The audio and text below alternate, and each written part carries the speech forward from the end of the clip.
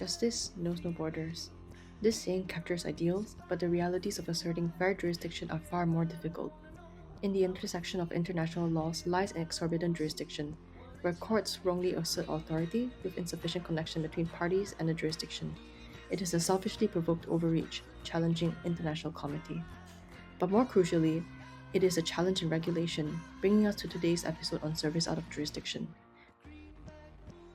Service out of jurisdiction is essentially a mechanism that allows courts to notify foreign defendants regarding legal proceedings, thus bridging cross-border civil litigations and bringing legal recourse in the face of territorial limits. However, by treading the fine line between jurisdictions, its implementation requires delicate balance. Now, Malaysia and Singapore offer a rare chance of comparative analysis, as while both seek caution in courts, whilst ensuring justice is heard, the two jurisdictions have developed distinct frameworks to regulate the mechanism. Thus, on today's episode, we will examine each jurisdiction's key differences, exploring their respective strengths to determine whether our ways are truly enough today. However, before that, let's get to know what the general procedure of service out of jurisdiction looks like in Malaysia. Now, in Malaysia, a plaintiff doesn't automatically have the right to serve judicial processes outside the country. Instead, the plaintiff must obtain judicial permission through an application process outlined in the Malaysian Rules of Court. Now, in Petroda and Namfat, the Court of Appeal confirmed that Order 11, Rule 1 of the ROC provides the legal basis for Malaysian courts to assume jurisdiction over foreign defendants, but only under specific conditions such as when the defendant cannot be served in Malaysia. However, meeting these conditions alone is not enough for the court to exercise extraterritorial jurisdiction.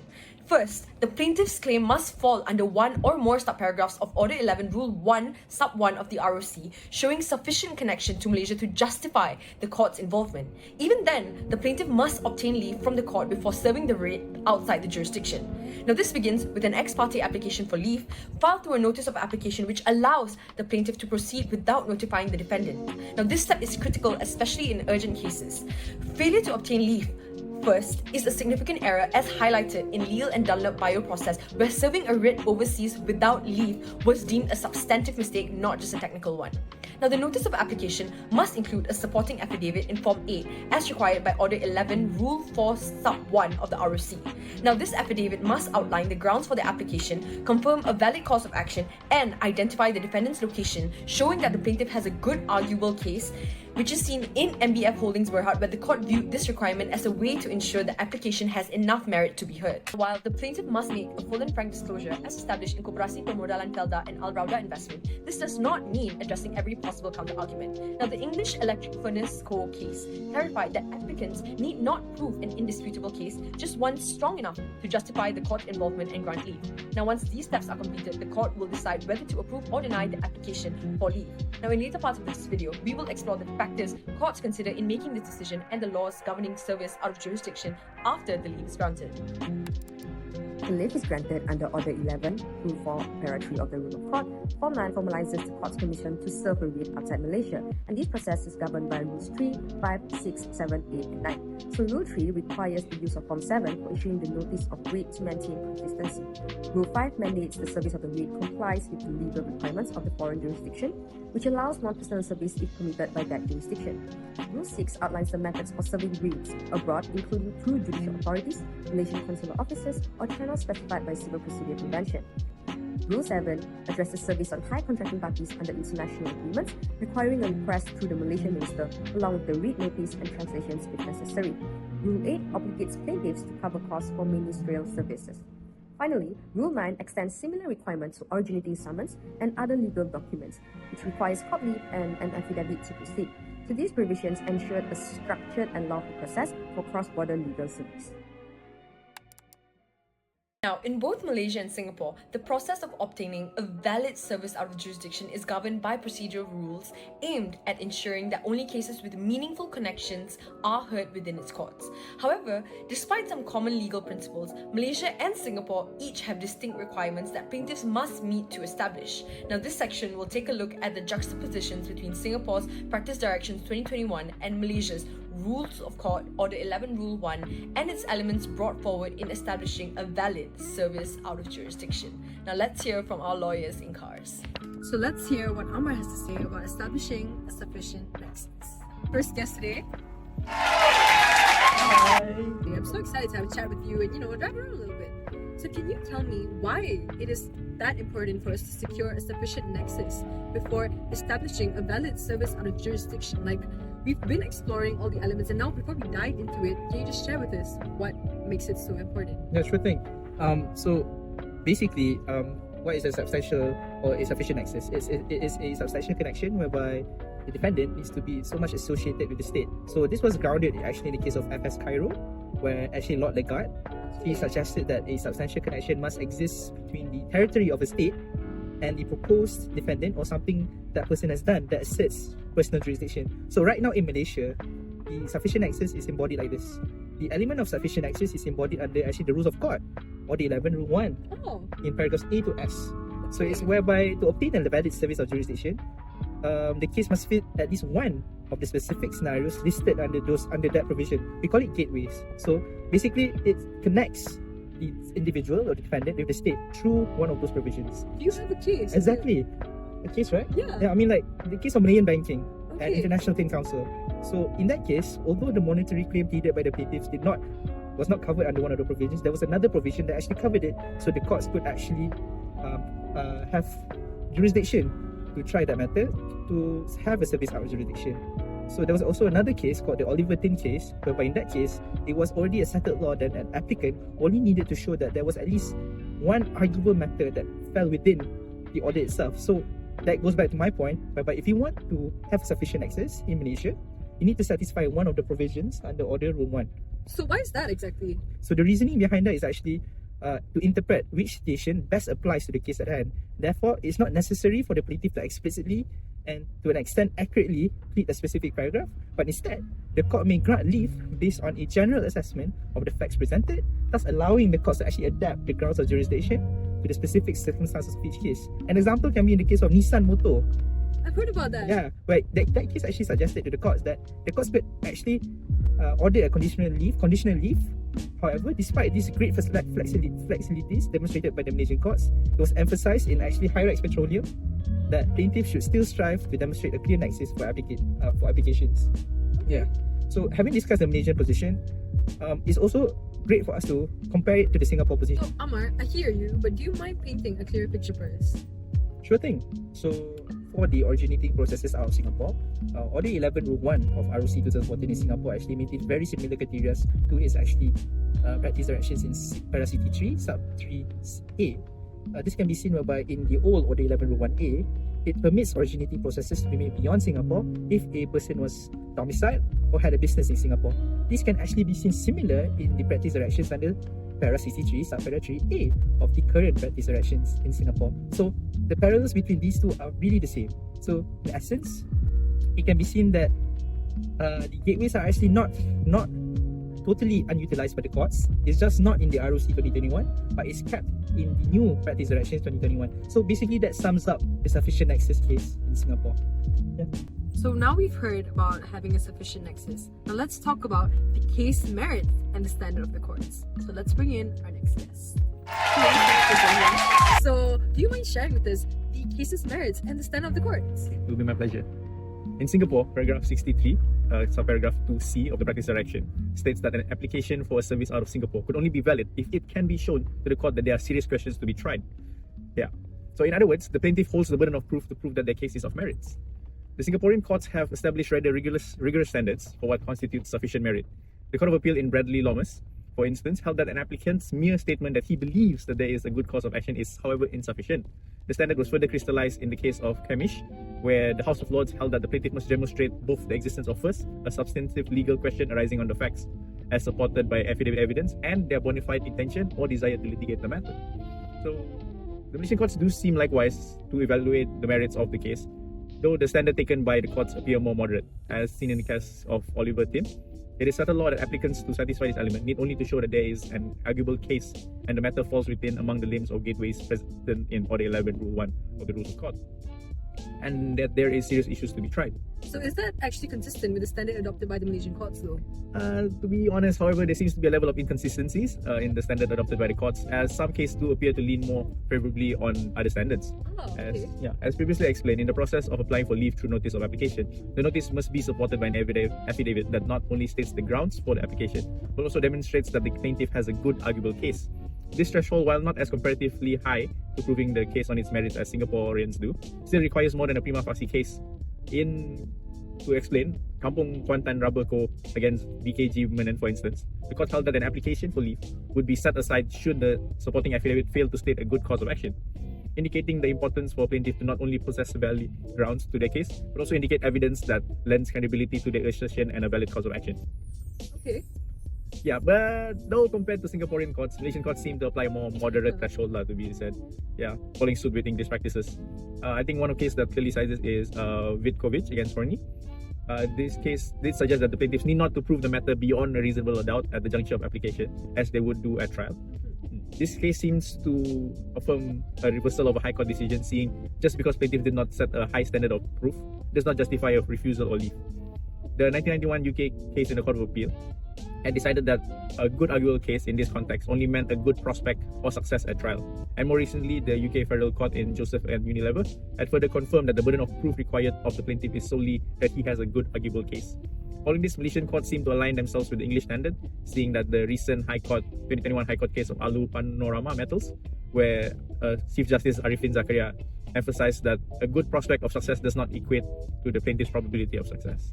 So in a whole, it does appear that Malaysian courts maintain a lower standard of proof than its Singaporean counterparts, though there seems to be inconsistencies within what standard Malaysia has chosen to adopt. Now, let's talk about how there must be the forum convenience and hear what our next guest has to say. Hi, Jeffrey, thank you so much for joining us today. My pleasure. Okay, so now that we've heard from our other two experts, I'm excited for you to tell us the proper forum for entertaining the action. Oh, glad that you asked. I'm actually quite thrilled to share this. So even if other requirements as previously mentioned in establishing a valid service out of jurisdiction are satisfied, the court still maintains discretion in granting refusing leave through the doctrine of foreign non-convenience. So basically these doctrines facilitates the courts to decline a jurisdiction when another forum is deemed to be more appropriate. So this application is suggested by RHC Kling as well as Wu Min On, if I'm not mistaken. So the structure follows like this. So firstly, the plaintiff is required to initiate an action in one country, and the court will maintain jurisdiction unless the defendant can actually demonstrate that another forum is more appropriate. Okay, so although even if you can discover that an alternative forum exists, the court may retain the case if limiting the plaintiff to remedies elsewhere would cause injustice. So in this situation, should a defendant want to obtain a stay of proceeding, they must haul the burden to prove the appropriateness of another forum. Oh, okay, but how does that work? So, as suggested by the same authors, when the case concerns service out of jurisdiction, the structure is a bit different now. In this scenario, they do observe that the burden then shifts to the plaintiff to prove that the country they are pleading is the appropriate forum for the trial, and such reasoning is grounded in the landmark case of Spilieta Maritime Corporation. I've heard of that. Yes. So this case actually established that a forum non-convenience may be pleaded when the defendant can prove evidence that the other courts are more appropriate to try this case. How does it then work in Singapore? Oh, in Singapore, so bringing us closer to home, the element of foreign non-convenience is embodied by the Singaporean practice direction, specifically in Para 63, Clause 2B of the recent practice direction, amended in 2021, which placed a burden on plaintiff to demonstrate that Singapore is the best foreign non-convenience. So to put things into perspective, the court have made reference to the case of Spilieta, and this could be exemplified to the case of you mean the Brinkhoff Maritime Drilling case? Yes, you're absolutely correct. So that case itself, the Singaporean court actually applied the principle and provides that special circumstances must be proven in determining which court is the most suitable to try the matter. So in this case itself, the plaintiff here failed to show that Singaporean court is the appropriate forum because there was simply another triable at lesser cost and more convenience of all the parties involved.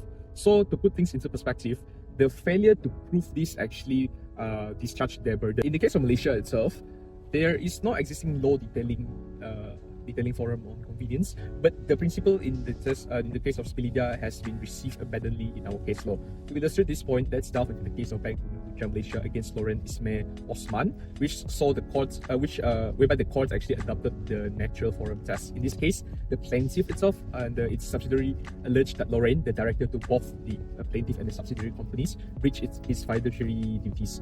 But one thing to note is that the plaintiff company was incorporated in Hong Kong. The court was then required to determine, which jurisdiction have the forum of convenience. Shall duty occur in Hong Kong? On Malaysia. Hong Kong was found to be no more appropriate than Malaysia could be. So in this instance, yes, the court was favoring jurisdiction.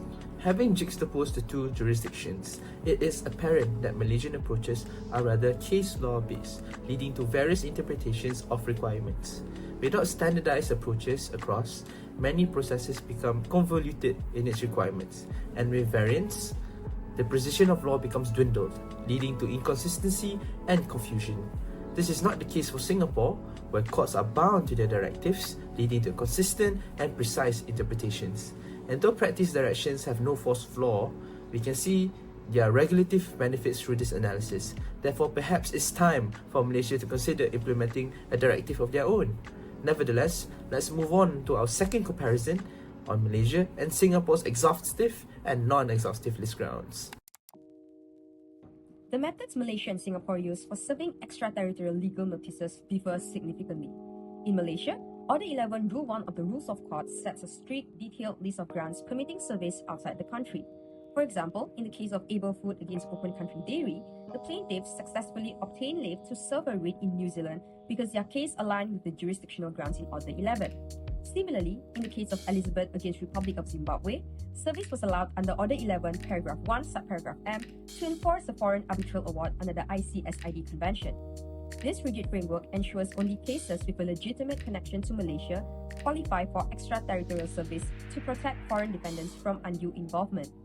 However, its inflexibility can exclude cases with genuine ties to Malaysia if they do not fit these predefined categories, which potentially denying fair hearing. In contrast, Singapore's system under the ROC 2021 and the Practice Direction 21 takes a more flexible approach.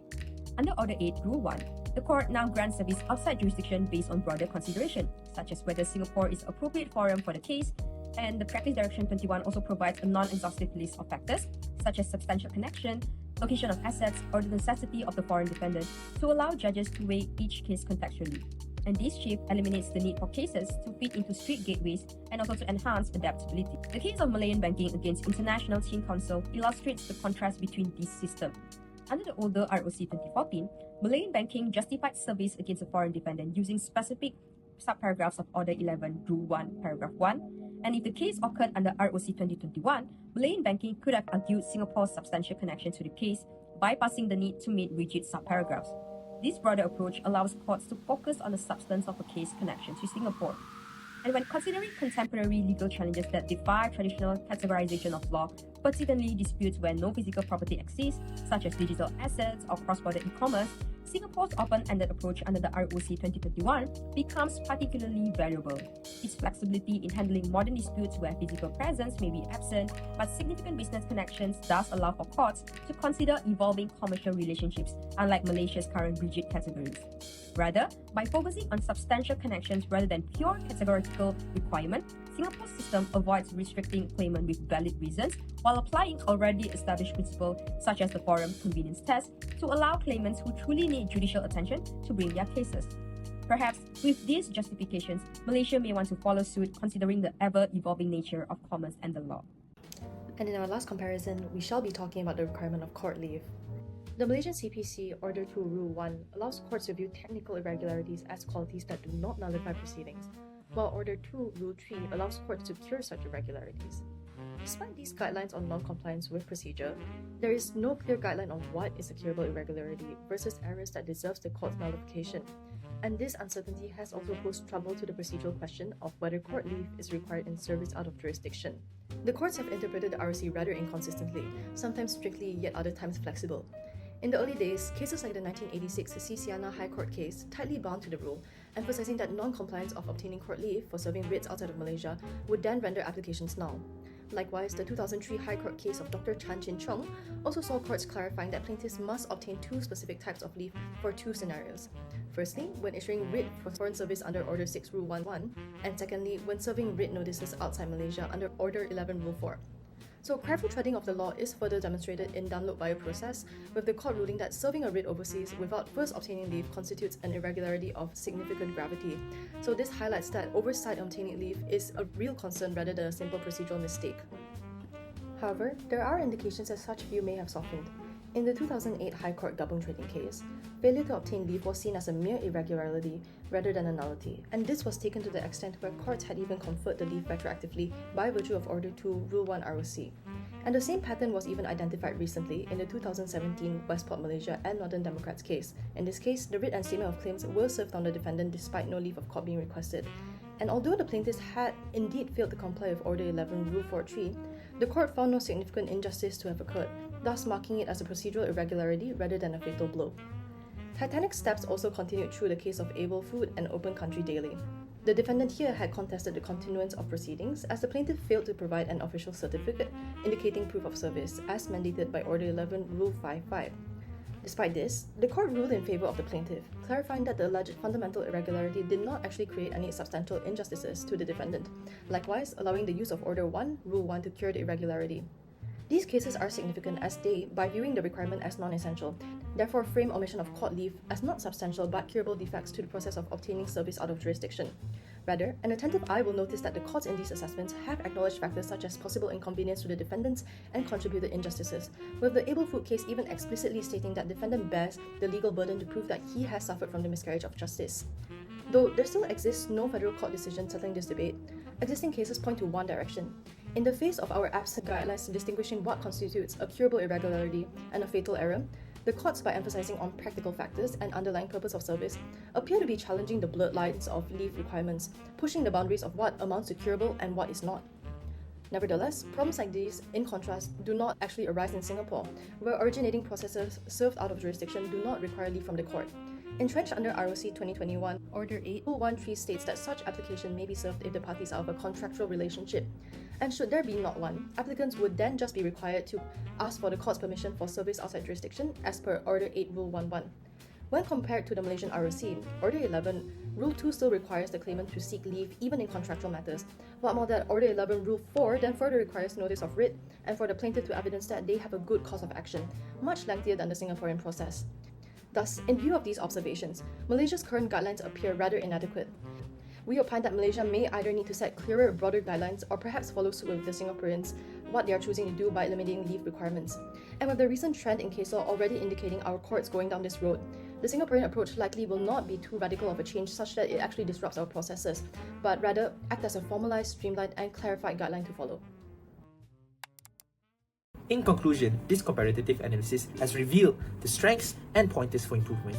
We have seen that Malaysia's rules of court has at certain junctures provided guidance too detailed such that it limits the applicability of the law, and at others too vague such that it leads to ambiguity and inconsistencies in judicial interpretation. Based on our analysis, we thus propose that Malaysia's framework would benefit from three key reforms. Firstly, the introduction of practice direction akin to Singapore approach. We believe that this would provide a clearer guidance as to the allowance of judicial creativity, all while balancing flexibility with consistency. Thus, standardizing threshold requirements to establish valid service out of jurisdiction. Second, Malaysia may consider adopting a more flexible gateway system that is capable of accommodating emerging forms of commercial and digital relationships. Now, the current exhaustive list brought forward to the list has been identified to be rather limited in its applications, in contrast to the substance-centric approach taken by the Singaporean Rules Court. And lastly, we opine that the requirement for leave of court within contractual matters should receive clarification in court. The matter of whether leave is a mere requirement or a curable defect remains ambiguous in the face of inconsistent paths taken by the courts. Perhaps Singapore's model of automatic service when clear contractual relationships could be considered to streamline processes.